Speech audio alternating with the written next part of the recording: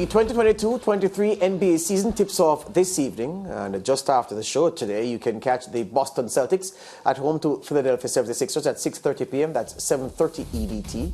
And at 9 p.m., 10 EDT, you can catch the champions, Golden State Warriors, at home to the Los Angeles Lakers. The Warriors-Lakers clash has the second highest ticket price for any NBA game, up to $900 for the most expensive tickets. The Warriors players will receive their championship rings just before tip-off. Leighton, it's going to be a long season as per usual. Yep. A long slog through the regular season. You're going to be entertained, bored. But everybody will perk up in the last 10 games before the regular season closes, and you'll maintain that high all the way to the point where a champion is crowned. Yeah, absolutely. And look, I'm a big Lakers fan. I've been a Lakers fan since 1979.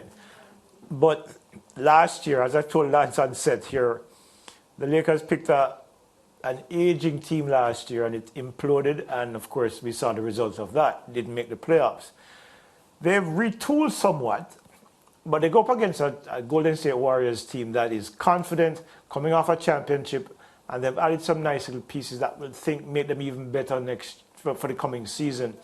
And I'm looking forward to seeing how that plays out tonight. On the other hand, Philadelphia, they said at the end of last season that they wanted to get tougher. James Harden is not exactly a tough player in the NBA. Embiid, it depends on how you come down on his to determine his toughness. They've added some players who they believe will make them a stronger team, a team with more resilience. And they're going up against the finalists last year in the Boston Celtics, who cleaned out house last year on the offseason and brought in some quality players who they think will help them get over the top this year. So they're two very interesting games. I'm looking forward to seeing how they play out tonight, because I think it could set the tone for the rest of the season. The thing is this, the Lakers, I said here in 2017, I was here with Alex Jordan and Lance Whitaker, and they asked the question, and I answered. I said, Russell Westbrook will never win an NBA championship. So, unless the Lakers do the duty and get rid of him in the trade windows coming up, which is going to be expensive to do, but it can be done, Russell Westbrook's presence means the Lakers won't win the championship this season. My thing is this. It's all about the health of these players. Nobody should expect LeBron James to be able to do physically at 25 or 29 what people expect from him now. And yes, he's Iron Man, and yes, he's been remarkable for keeping his body in shape for so long. But as it has done the last 2 seasons, his body will fail him again this year. When his body fails him, will Anthony Davis's body have stood up as well so that he can stay there, lead the charge while Bron recuperates and heals?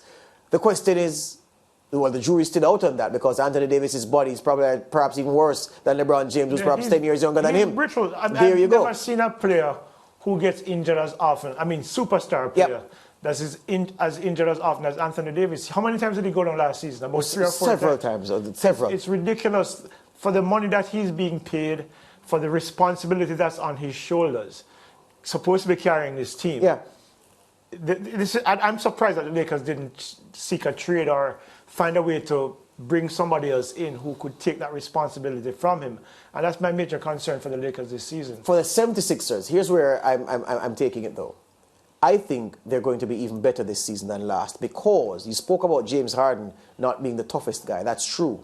But don't forget the circumstances under which James Harden went to the 76ers last year. It was the whole Ben Simmons drama, and Harden was not in good physical shape. He was being pilloried in the media every week. Embiid was quietly going about his business, trying to win the MVP title, trying to win the scoring title. So Embiid was cooking. Harden took a lot of time to find his stride, to really shed the pounds, to really get in the groove. He is starting this season without the psychological drama of last campaign. He's starting this season without the physical excesses that he carried. He's starting the season in short order. In short, a much, much better player. And don't forget again, he started the season last year with the Rockets, didn't he? And he looked a shadow of himself as he tried to force a trade away from them. Yeah, beg your pardon, not the Rockets, the Nets. That's where he was, the Nets, the Brooklyn Nets. He was at Houston the year before. There you go, right. So I'm saying that Harden comes into this season far more settled. The team has filled out with him and Embiid as the starters, and once Embiid stays fit, because that's the key, the 76ers will go far. I'm not worried about the Warriors. You spoke about them. They'll take care of themselves. Curry fit, Klay Thompson fit, Draymond Green settled, Jordan Poole with a new contract in his hand. They'll do very well. The Celtics, here's the thing. Last year, the Celtics that we saw, people expected the Celtics to play well, but we didn't see that Celtics coming. This year, everybody will be looking out for the Celtics. I don't know if they will hit in the same way. The same way people were looking for the Suns last year and they didn't hit. People will be looking for the Celtics, and I'm not sure. But there will be a couple teams. Look, there's one player, before we wrap, that I'm looking forward to seeing the most exciting individual in the league. Not Zion Williamson, who I'm looking forward to seeing come back for the Pelicans. But the most exciting player in the league, Leighton, he plays for the Grizzlies. His name is Demetrius Ja Morant. Yeah. Oh my gosh. Yeah, man, big time player. Human highlight reel. Yeah, bring on the NBA.